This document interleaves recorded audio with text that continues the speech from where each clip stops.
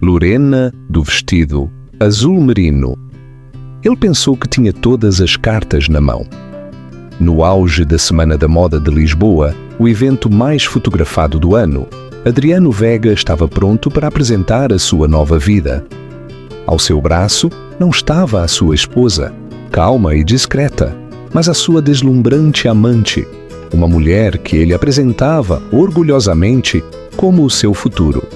Estava a instantes de uma promoção que cimentaria o seu legado, mas num mundo construído sobre imagem e poder, os segredos mais devastadores são aqueles escondidos à vista de todos. O que acontece quando a mulher que descartas acaba por ser a dona de todo um universo? Prepara-te para uma história de traição, humilhação pública e uma vingança épica que prova que nunca, jamais, deves subestimar os silenciosos. Espera! Se esta história te está a aprender, não fiques sozinho. Dá like a este vídeo agora mesmo e comenta a tua opinião sobre Espera pela Reviravolta. O ar no loft com vista para o Parque Eduardo VII estava carregado com o aroma de colônia cara e ressentimento a lume brando. Adriano Vega ajeitou o nó da sua gravata de seda. O seu reflexo na janela do chão ao teto mostrava um homem esculpido pela ambição. Esta noite era o auge da sua carreira, o culminar de uma década a subir a cotoveladas na hierarquia da vanguarda aureliana, o conglomerado global de moda de luxo. A gala anual vanguardista, peça central da Semana da Moda de Lisboa, era o seu palco.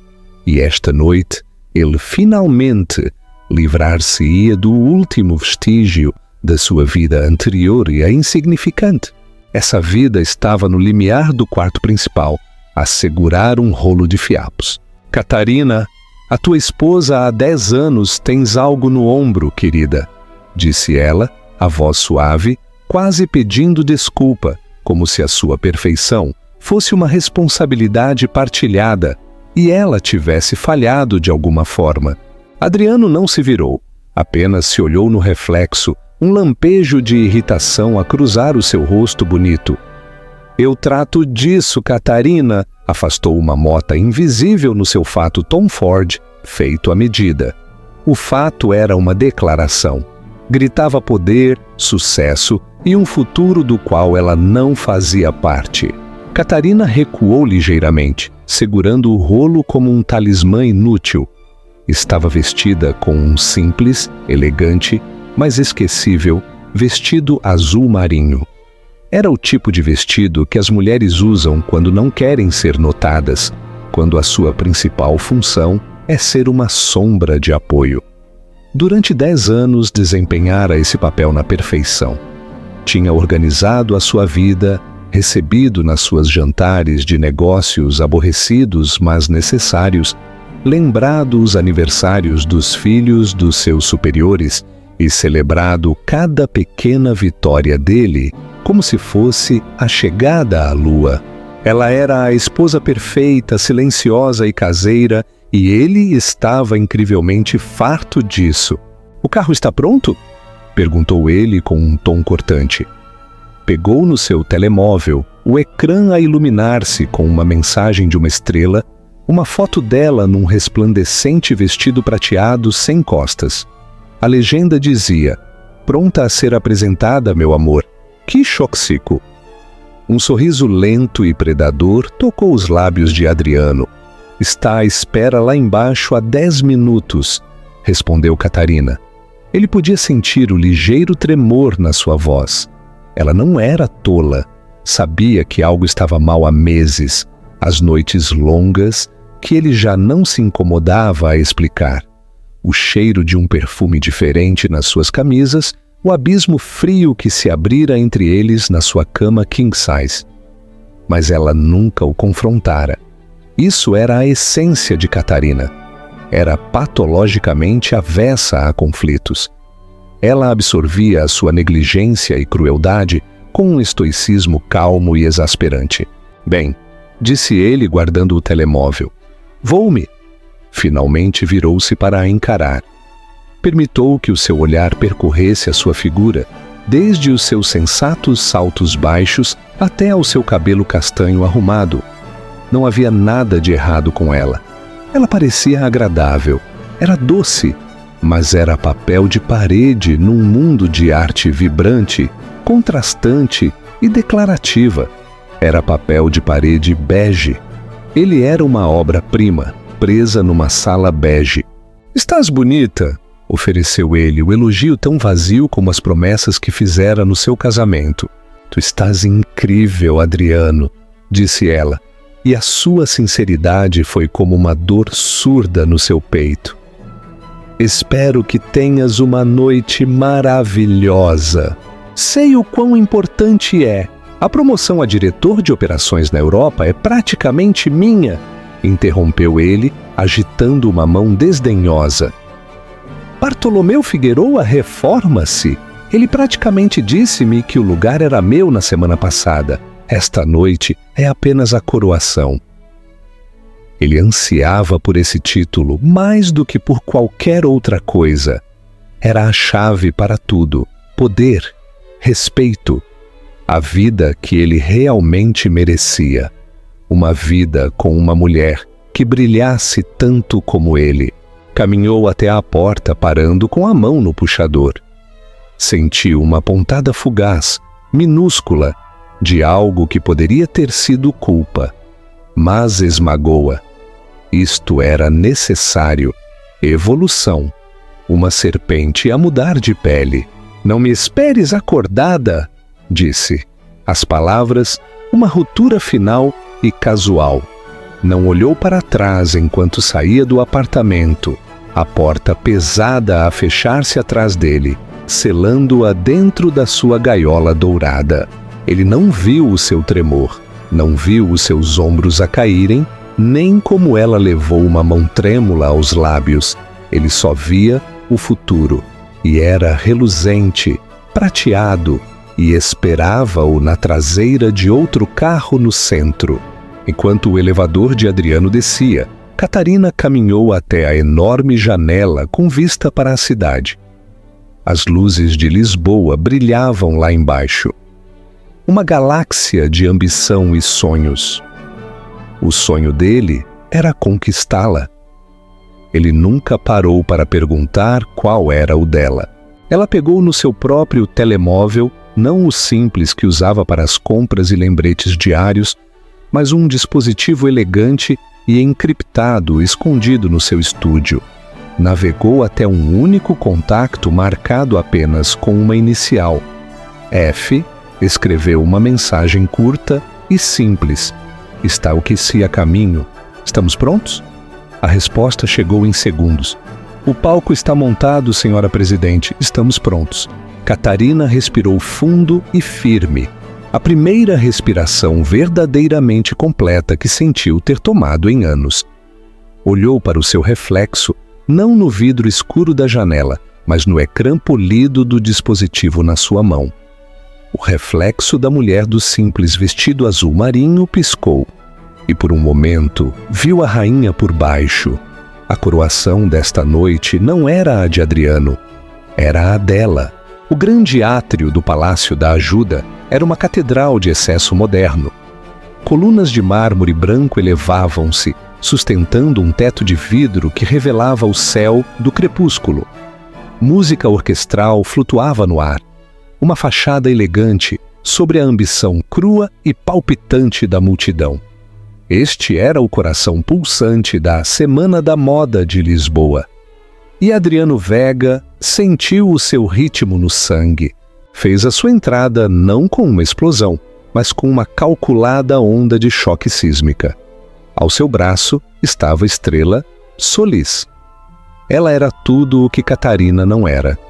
Envolta num vestido prateado que parecia vertido sobre a sua figura escultural, Estrela era uma supernova. O seu cabelo era uma cascata louro-platinada. O seu sorriso era uma arma e os seus olhos percorriam a sala com a avaliação faminta de uma predadora que sabe que é a coisa mais perigosa da selva. Cada flash das câmaras parecia encontrá-los. Os cliques frenéticos criaram uma parede de som que foi música para os ouvidos de Adriano. Viu como os sussurros começaram de imediato. Viu Penélope Luna, a blogger de moda mais temida da cidade, com os dedos já a voar sobre o ecrã do seu telemóvel. A sua expressão, uma mistura de choque e alegria. Viu os seus colegas da vanguarda aureliana de olhos arregalados, alguns com desaprovação, outros com um respeito relutante pela sua pura audácia. Isto era mais do que apenas trazer um acompanhante. Era uma declaração de intenções, uma execução pública do seu casamento. "Querido, toda a gente está a olhar", ronronou Estrela, colando-se mais a ele. O seu toque era elétrico, um choque de validação. "Que olhem!", murmurou Adriano, a voz baixa e segura. Guiou-a para o bar principal de champanhe, a sua mão possessivamente na parte inferior das suas costas. "Esta noite vamos dar-lhes algo para falar durante o resto do ano." Sentiu-se poderoso, intocável. Tinha superado Catarina, superado a vida calma e respeitável que ela representava. Essa vida era uma startup. Ele estava pronto para o palácio. Estrela era a rainha que escolhera instalar. "Adriano, que surpresa!" A voz era de Fernando Figueroa, o filho do presidente cessante, um homem cuja posição se baseava no nepotismo mais do que no talento. Os olhos de Fernando passaram rapidamente de Adriano a Estrela e vice-versa, com um sorriso astuto e cúmplice. "E quem é esta?" Uma visão. O sorriso de Adriano alargou-se. Este era o momento, o primeiro tijolo do seu novo império. "Fernando gostaria de te apresentar a Estrela Solis, a minha musa", disse ele, carregando a palavra de significado. "Encantada", disse Estrela, estendendo uma mão. A sua voz um sussurro rouco que prometia segredos e pecado. "O prazer é todo meu", resumiu Fernando, já cativado. "Uma musa, dizes?" Não sabia que procuravas nova inspiração, Adriano. Onde é que a Catarina se escondeu esta noite? A pergunta era uma farpa, e Adriano sentiu-a, mas parou-a com arrogância sem esforço. "Catarina está indisposta?", disse ele, o seu tom sugerindo um assunto privado delicado, em vez de um descarte brutal. "Ela compreende que o meu trabalho exige um certo dinamismo público. Estrela encarna a nova direção que visualizo para a vanguarda aureliana." Era uma declaração ousada, quase traiçoeira. Ele já falava como se estivesse no comando, a redefinir a imagem da empresa à sua própria imagem. Estava a reivindicar o trono à frente do príncipe. Movimentaram-se pela multidão um vórtice de glamour e mexericos. Adriano apresentou Estrela a designers, a editores da Vogue e da Harper's Bazaar, aos homens de dinheiro que faziam a engrenagem do mundo da moda girar. Com cada apresentação, solidificava a posição dela e, por extensão, a sua. Usou frases como "o futuro rosto da marca" e "uma nova era de inspiração". Estava a escrever uma nova narrativa para si, em tempo real, e Estrela era a sua coautora. Ela desempenhou o seu papel com precisão magistral. Era encantadora, espirituosa e suficientemente diferente com as pessoas certas, enquanto exalava uma aura de estrelato intocável. Falou do gênio de Adriano, da sua visão inigualável e de como ele estava agora livre para realmente abraçar o seu destino. Eram uma equipa, um casal de poder forjado na ambição e apresentado ao mundo para a adoração. Adriano viu Penélope Luna a observá-lo perto de um pilar de mármore, a sua expressão indescritível. Decidiu abordar a narrativa de frente.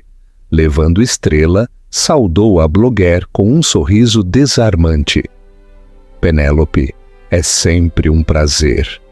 Vejo que notaste o evento principal da noite." Os olhos de Penélope afiados como agulhas de alfaiate, captaram a visão de ambos. Adriano, certamente fizeste uma declaração, uma bastante ousada. A imprensa está louca, a nova musa de Adriano Vega e a esposa ausente. É esse o título que esperavas? O título certo só se escreve quando a história é suficientemente convincente, replicou Adriano com fluidez. A vanguarda aureliana não se trata de jogar seguro. Trata-se de visão, paixão e de ousar abraçar o futuro. É isso que Estrela representa. É isso que eu represento. Estava embriagado com a sua própria audácia. O champanhe, as luzes intermitentes, a presença inebriante de Estrela ao seu braço. Tudo se combinou numa droga potente. Sentia-se como um rei a inspecionar a sua corte, completamente alheio ao facto de que o chão sob o seu trono estava prestes a desmoronar-se num abismo sem fundo. Estava tão focado no espetáculo da chegada de Estrela que não notou as verdadeiras chegadas da noite. Não viu a subtil mudança na atmosfera da sala, a forma como os players mais poderosos, os membros da junta, os investidores de dinheiro antigo, não o estavam a olhar a ele, nem à sua reluzente amante. A sua atenção estava a ser atraída para o outro lado, em direção ao palco onde estavam a ser feitos os preparativos para um anúncio que não tinha nada a ver com o diretor de operações na Europa.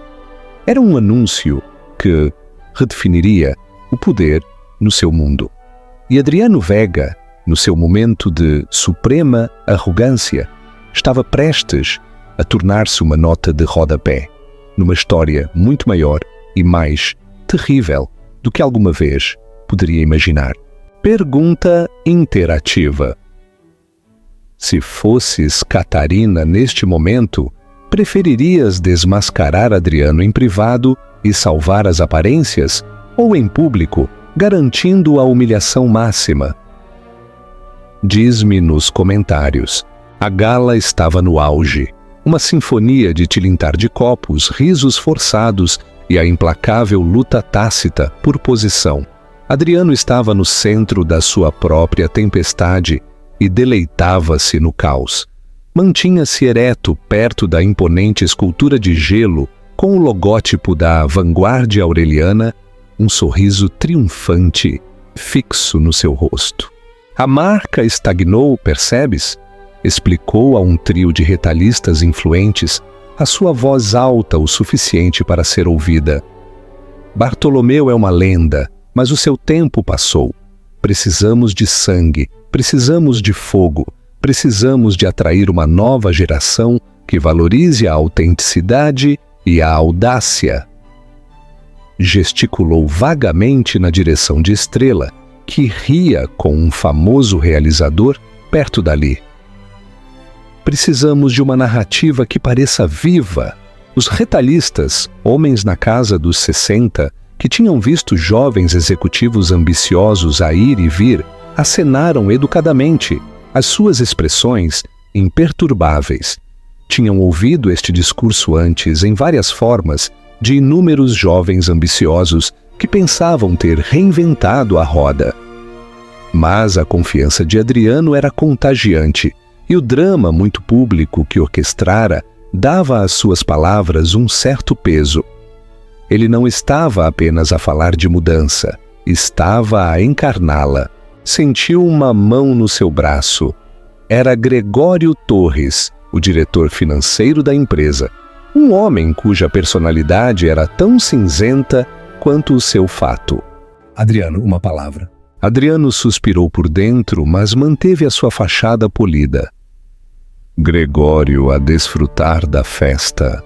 É uma festa cara, disse Gregório com os olhos sem humor. Ouve, Adriano, o que estás a fazer aqui é arriscado. A junta valoriza a estabilidade. Tradição? Envergonhar publicamente a tua esposa, uma mulher que tem sido nada além de elegante, enquanto te agarravas a... Bem, não é uma boa imagem. Adriano soltou uma risada curta e aguda. Gregório, meu amigo, és um homem de números. Não entendes de branding. As boas aparências são fabricadas. Eu estou a fabricar uma nova. O poder já não é sobre estabilidade, é sobre disrupção. E a Catarina representa a estabilidade. Uma estabilidade calma, confortável e absolutamente aborrecida. Isso não é o futuro. Ela não é o futuro, disse ele as últimas palavras com tal desdém definitivo que até Gregório, um homem conhecido pelo seu estoicismo, pareceu desconcertado. Seja como for, disse o diretor financeiro baixando a voz. O velho senhor Figueroa admira muito a tua esposa. Fala dela com carinho. Ele pode não apreciar este espetáculo. Bartolomeu aprecia os resultados, replicou Adriano, a paciência a esgotar-se. E ele sabe que sou o único com coragem para os entregar. Ele está prestes a nomear-me o seu sucessor. Um pequeno espetáculo será perdoado quando eu dobrar o preço das nossas ações nos próximos 18 meses. Gregório abanou a cabeça lentamente, o gesto sombrio. Apenas tem cuidado com o que desejas, Adriano. Os soalhos de mármore deste lugar são lindos, mas escorregadios. Com esse aviso críptico, o diretor financeiro fundiu-se de novo na multidão. Adriano zombou, descartando o homem como uma relíquia. Percorreu a sala à procura de Estrela e viu-a numa conversa profunda com uma jornalista do New York Times. Perfeito. Ela estava a plantar as sementes, a enquadrar a narrativa exatamente como tinham ensaiado. A história do executivo brilhante e reprimido e da sua nova musa libertadora. A história de Adriano Vega, desacorrentado. Encontrou-se à deriva perto de uma conversa entre duas das membros mais antigas da junta. Um par de irmãs. As formidáveis gêmeas Moreno, que herdaram o lugar do seu pai. E o seu ceticismo. Sem precedentes, dizia uma à outra. Mantê-lo em segredo durante tanto tempo, a disciplina, a pura audácia. O pai sempre disse que a família de Lacroix era de uma raça diferente, respondeu a outra. Abaixou o seu murmúrio conspiratório.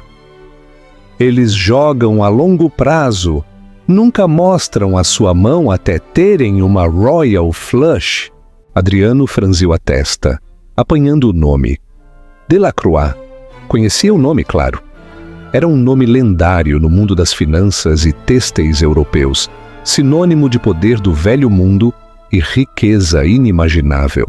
O seu império gerido através de proxies e holdings labirínticas. A própria vanguarda aureliana era uma subsidiária de um desses conglomerados maiores e mais anônimos. Nunca lhe dera muita importância, para além de saber que o seu benfeitor final era uma entidade sombria e poderosa. Supôs que as gêmeas Moreno estavam a discutir algum acordo comercial arcano, alguma mudança no portfólio da empresa-mãe que não tinha relação com a sua iminente ascensão. O seu mundo naquele momento era felizmente pequeno, girando inteiramente em torno de si mesmo.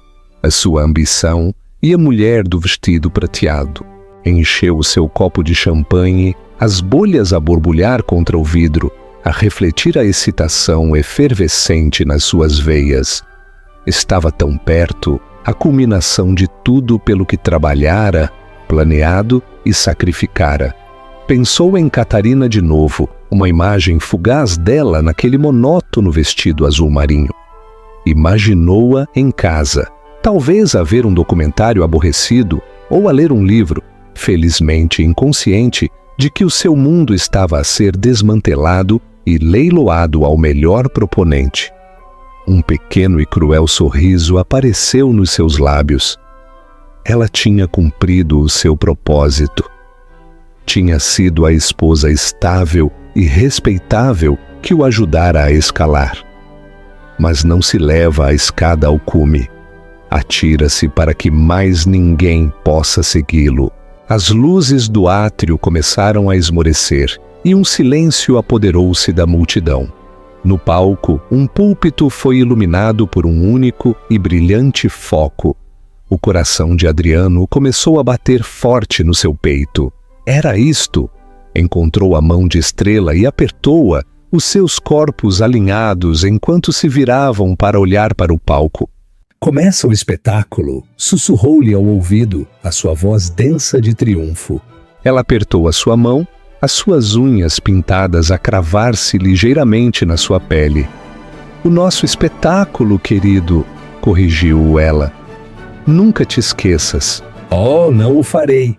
Olhou para o mar de rostos virados para o palco, todos eles testemunhas da sua vitória. Os sussurros no mármore tinham sido sobre ele. Tinha a certeza disso. Ele era a história. Ele era o momento. O universo, no seu grande desígnio, conspirara para o levar a este auge perfeito e triunfante. Ele estava absoluta, feliz e catastroficamente errado. O homem que entrou no foco de luz era Bartolomeu Figueroa. Tinha 80 anos, com uma juba de cabelo branco e uma presença que ordenava o silêncio sem que tivesse de dizer uma palavra. Representava a velha guarda da moda, um mundo de elegância, tradição e poder, tranquilo e inabalável. A sua reforma era o fim de uma era e o começo. Adriano tinha a certeza da sua própria. Bartolomeu deu um toque no microfone, o som suave a ecoar no espaço cavernoso. Boa noite, amigos, colegas, visionários. Começou a sua voz um barítono rouco, mas caloroso. Durante 40 anos tive a grande honra de estar ao leme da vanguarda aureliana. Vestimos estrelas de cinema e realeza. Definimos décadas e superamos as tempestades das mudanças de gosto. Construímos mais do que uma marca. Construímos um legado. A multidão aplaudiu educadamente. Adriano endireitou-se um pouco mais, um sorriso de confiança fixo no seu rosto. Sentiu Estrela a pressionar-se contra ele, um sinal silencioso de vitória partilhada. Mas o legado, continuou Bartolomeu, o seu olhar a percorrer a sala, não é um monumento para ser admirado. É algo vivo, tem de ser nutrido, tem de ser desafiado e, por vezes, tem de ser completamente reimaginado por um líder novo e intrépido. O coração de Adriano começou a bater contra as suas costelas. Líder intrépido, estava a descrevê-lo a ele. Podia sentir os olhos dos seus colegas sobre ele. Sabiam-no. Toda a gente o sabia. Muitos de vocês esperam que eu anuncie o meu sucessor como CEO da vanguarda aureliana esta noite, disse Figueroa com um brilho astuto nos olhos. E chegaremos a isto. Mas primeiro, há um anúncio muito mais significativo a fazer. Um que diz respeito à própria propriedade e à futura direção da nossa empresa-mãe, o Grupo Global Delacroix. Adriano sentiu um lampejo de confusão. Delacroix? Por que estava ele a falar da holding? Era uma entidade distante e sem rosto. Queria ouvir o seu nome, sentir o aplauso a chover sobre ele. Isto era um atraso desnecessário. Como muitos sabem, a família de Lacroix sempre valorizou a sua privacidade, explicou Bartolomeu, o seu tom a ganhar um peso solene.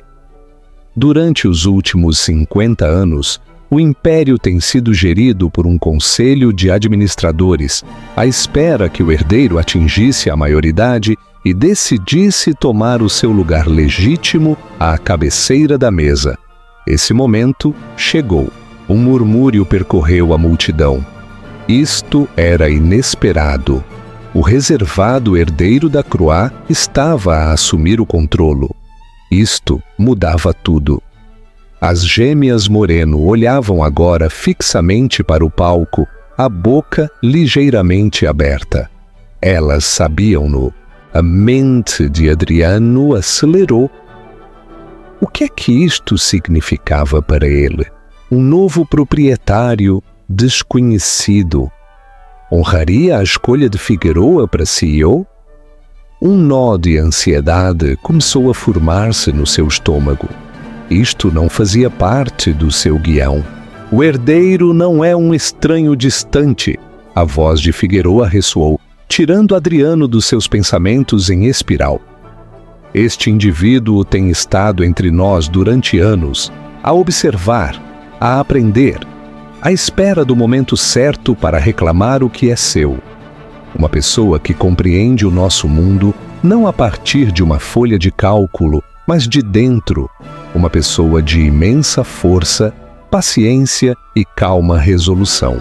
Adriano percorreu os rostos das pessoas mais poderosas da sala. Seria um deles? Algum duque europeu que nunca conhecera? Um descendente de banqueiros a trabalhar sob um pseudônimo? A sua confiança começou a desfazer-se nas bordas, os fios finos da sua arrogância a desenrolarem-se um a um. Esta transição de poder tem estado em curso há mais de um ano, declarou Bartolomeu, a sua voz a elevar-se com gravidade teatral. E esta noite tenho a honra profunda e histórica de ceder a minha posição. Ele fez uma pausa, deixando o peso das suas palavras assentar, não só como CEO da Vanguardia Aureliana, mas como presidente interino do Conselho do Grupo Global de Lacroix. O silêncio na sala era absoluto, um vazio perfeito de antecipação e choque. É o meu grande privilégio, disse Bartolomeu Figueroa, a sua voz a ressoar com uma mistura de reverência e triunfo, enquanto olhava para a multidão, os seus olhos a parecerem encontrar um ponto específico nas sombras, apresentando-lhes a nova acionista maioritária, a herdeira da fortuna de Lacroix e a nova presidente de toda a empresa global. Adriano prendeu a respiração. Todo o seu futuro pendia das próximas palavras. Figueroa sorriu. Um sorriso largo, genuíno e quase paternal. Por favor, deem as boas-vindas à senhora Catarina de Lacroix Navarro. O nome atingiu Adriano com a força física de um raio. Catarina de Lacroix Navarro. Por um segundo congelado, as palavras não registraram. Era um conjunto aleatório de sons, uma falha no sistema de áudio, uma piada cruel.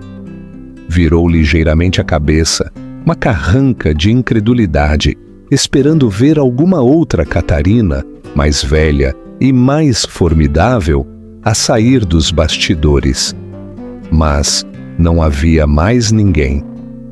O nome ecoou no silêncio profundo do átrio. Catarina! A sua Catarina, a sua esposa silenciosa, rata de biblioteca, papel de parede. Era impossível, era absurdo, era... E então ele viu-a. Ela emergiu não das salas do palco, mas de um corredor privado ao lado do salão. Um caminho reservado para convidados de honra e realeza. A transformação era tão absoluta, tão impressionante, que desafiava a crença. O simples vestido azul marinho, os sapatos sensatos, a postura de desculpa tinham desaparecido. A mulher que entrou no brilho suave de um foco de luz de segmento era uma rainha. Usava um vestido de seda verde esmeralda, feito à medida que brilhava como algo vivo, o seu corte severo e elegante. Diamantes, reais e espetaculares, brilhavam na sua garganta e orelhas, as lendárias esmeraldas de Lacroix, que se dizia estarem perdidas há uma geração. O seu cabelo, outrora apanhado num coque modesto, estava penteado num chignon polido e poderoso que realçava as linhas aristocráticas do seu rosto. Mas foi a sua expressão que estilhaçou o mundo de Adriano. A doçura gentil e complacente tinha desaparecido, substituída por uma compostura fria e inabalável. Os seus olhos, que durante anos tinham apenas refletido a sua própria imagem, continham agora um poder profundo e ancestral. Caminhava com uma graça e um propósito que ele nunca vira, cada um dos seus passos silencioso e deliberado sobre o mármore. O som na sala regressou de rompante, um maremoto de arquejos, sussurros frenéticos e a explosão de centenas de flashes de câmara. Penélope Luna parecia ter visto um fantasma. O seu telemóvel quase escorregou das suas mãos trêmulas. Gregório Torres, o diretor financeiro, simplesmente acenou para si mesmo, como se finalmente tivesse visto o remate de uma piada muito longa e muito complicada. O queixo de Fernando Figueroa estava no chão. Adriano não conseguia respirar. Os seus pulmões tinham paralisado. O seu sangue tinha se transformado em gelo nas suas veias. Sentiu a mão de Estrela ficar flácida na sua, depois escorregar completamente. Olhou para ela. A cor tinha desaparecido do seu rosto. O seu sorriso, de femme fatale, substituído por uma máscara de pânico puro e sem verniz. Os seus olhos moviam-se entre Adriano e a figura majestosa que se aproximava do palco, os cálculos frenéticos visíveis no seu rosto. Ela tinha subido para o comboio de uma estrela cadente. Catarina chegou ao palco e subiu o pequeno lance de escadas, Bartolomeu Figueroa estendendo-lhe uma mão, que ela aceitou com um pequeno e elegante aceno. Ele inclinou ligeiramente a cabeça, um gesto de profundo respeito, antes de se retirar para um lado do palco. Catarina aproximou-se do púlpito. Não parecia nervosa, parecia em casa. Ajustou o microfone. O pequeno movimento ordenava mais autoridade do que qualquer um dos discursos grandiosos de Adriano. Os seus olhos percorreram a plateia atônita, um mar de rostos famosos, poderosos e influentes, todos eles agora completamente cativados por ela. E então o seu olhar encontrou Adriano. Ao longo da vasta e lotada sala, os seus olhos encontraram-se. Não havia ódio na sua expressão, nem raiva, nem lágrimas. Havia algo muito pior. Uma avaliação calma, penetrante e totalmente distante. Era o olhar que um cientista daria a uma amostra sob um microscópio mesmo antes de a dissecar. Naquele único e silencioso olhar, ela despojou-o de tudo. A sua arrogância, a sua ambição, o seu auto-engano. Já não era o executivo poderoso, o dono do seu próprio destino. Era apenas um homem pequeno e insignificante que cometera um erro de cálculo catastrófico. Os sussurros à sua volta tornaram-se mais altos, um coro da sua própria ruína. Vega! O nome dele é Vega! Ele é casado com ela! Meu Deus! Ele trouxe a amante dele? Viste a cara dela? Ele não fazia ideia. O movimento de poder definitivo. Ela deixou-o enforcar-se com a sua própria corda. Estrela deu um pequeno passo, depois outro, afastando-se dele e depois outro. Estava a criar distância, a desenrolar-se dos destroços. Adriano era radioativo e ela fugia da zona de exclusão. Nem sequer lhe dedicou um olhar de regresso. A vanguarda aureliana e, de facto, todo o grupo global de Lacroix está a entrar numa nova era, continuou Catarina, a sua voz a ganhar força. Uma era de integridade, inovação e força. Eliminaremos as partes desta organização que se tornaram decadentes, desonestas ou desleais. Recompensaremos o talento e a visão, mas já não toleraremos a arrogância e a duplicidade. O nosso futuro será construído sobre uma base de respeito. Com efeito imediato, a junta aprovou o meu plano de reestruturação proposto. Uma nova onda de murmúrios percorreu a sala. Ela já tinha um plano. Tinha a aprovação da junta. Isto não era um desenvolvimento recente. Estava em movimento há meses, talvez anos. Enquanto ele planeava a sua vulgar aventura e a sua ascensão insignificante, ela estava a mover exércitos e a redesenhar mapas.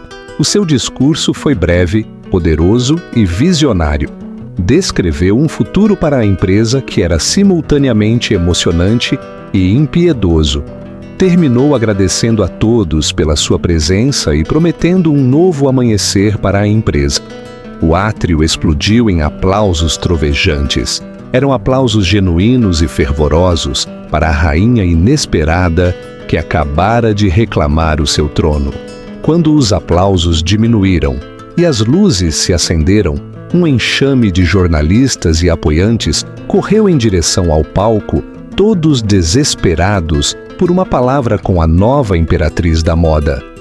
Mas Catarina levantou uma mão e 2 homens grandes e impecavelmente vestidos da sua equipa de segurança materializaram-se, criando um caminho claro para ela enquanto descia as escadas.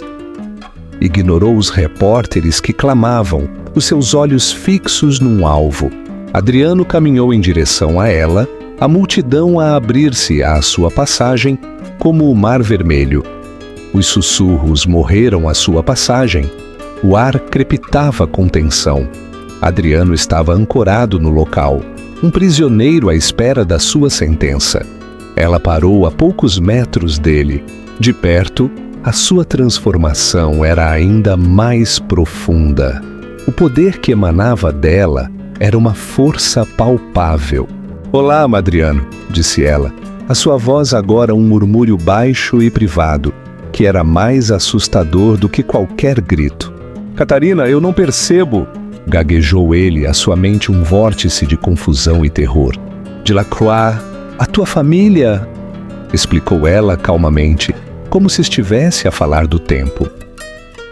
"A minha mãe foi a última herdeira direta. Quando ela e o meu pai faleceram, o patrimônio foi posto em trust até eu fazer 35 anos, ou até sentir que estava pronta para liderar. Eu escolhi esperar. Queria viver uma vida normal. Queria ver se podia ser amada por quem eu era, não pelo que tinha. Queria ver que tipo de homem eu tinha desposado, quando ele pensava que ninguém importante estava a olhar." Ela fez uma pausa, os seus olhos fixos nos dele. "E tu mostraste-mo." A verdade fria e simples disto atingiu-o como um golpe. Toda a sua vida juntos, toda a sua carreira fora um teste, uma avaliação de caráter longa, elaborada, de 10 anos, e ele falhara da maneira mais espetacular imaginável. "A promoção de que estavas tão certo", continuou ela, a sua voz desprovida de emoção. "O lugar de diretor de operações na Europa, eu dissolvi-o esta tarde. É um cargo redundante, um título de vaidade." Ele estremeceu, como se ela o tivesse atingido. "As tuas ações na empresa, que foram concedidas como parte do teu pacote de remuneração executiva, estão sujeitas a uma cláusula de moralidade, uma cláusula que eu mesma redigi com a nossa equipa jurídica há 6 meses.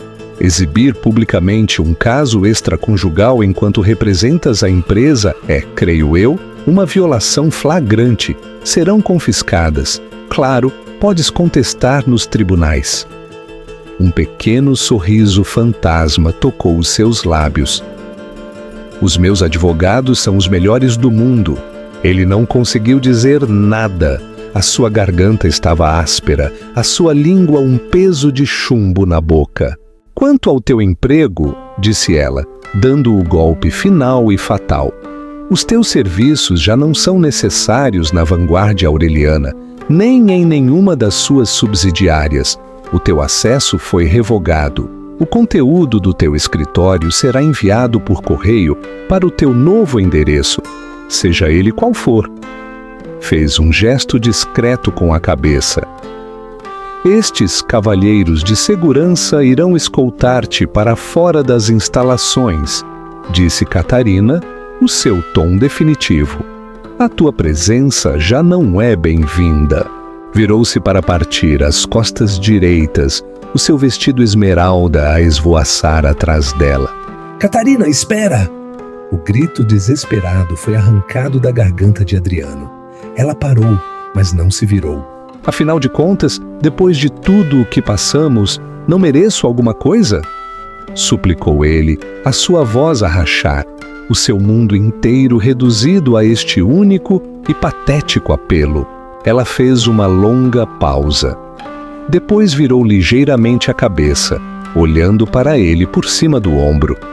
A sua expressão não era de pena, mas de uma estranha e remota tristeza. O tipo de tristeza que se sente por uma criatura que provou ser uma profunda desilusão. Tu já tinhas alguma coisa, Adriano, disse ela, a sua voz a carregar o peso de 10 anos perdidos. Tu tinhas tudo e deitaste tudo fora por uma imitação barata. Com isso, continuou a andar, desaparecendo entre a multidão dos seus novos súbditos, deixando Adriano Vega sozinho entre as ruínas da sua vida, com apenas a sua humilhação pública e 2 seguranças como companhia. O acerto de contas estava completo.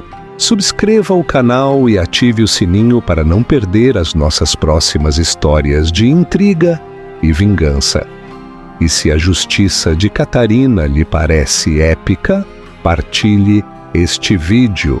As semanas que se seguiram à gala vanguardista foram uma educação brutal para Adriano Vega. A história estava em todo o lado, um coquetel irresistível de riqueza, traição e vingança. A publicação de Penélope Luna, intitulada A Rainha do Vestido Azul Marinho, tornou-se viral, cimentando a narrativa da esposa subestimada e do marido tolo. Adriano tornou-se um pária da noite para o dia. O seu nome era uma anedota nas salas de reuniões e uma história de advertência nos cocktails. Os amigos que antes clamavam pela sua atenção, agora atravessavam a rua para o evitar. As suas chamadas para caçadores de talentos não eram devolvidas. Estava profissional e socialmente falido, despojado dos seus cartões de crédito da empresa e do acesso às suas contas conjuntas, foi forçado a mudar-se para um apartamento corporativo sem alma, um marcado contraste com o loft que outrora chamara de lar. As caixas do seu escritório chegaram, cheias de prêmios inúteis e fotos de uma vida que já não existia. Tentou ligar para a Estrela uma vez, mas o seu número estava desligado. Uma semana depois, viu uma foto de paparazzi dela ao braço de um realizador de cinema grisalho de 70 e poucos anos. Ela era uma sobrevivente e ele tinha sido apenas um degrau no seu caminho.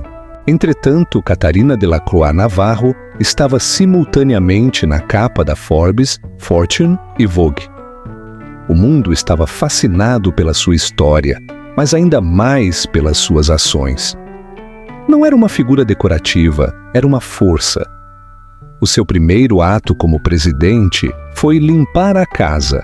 Eliminou sistematicamente os executivos que prosperaram com a adulação e as traições, promovendo no seu lugar os designers e estrategas calmos e brilhantes, que Adriano ignorara ou suprimira ativamente.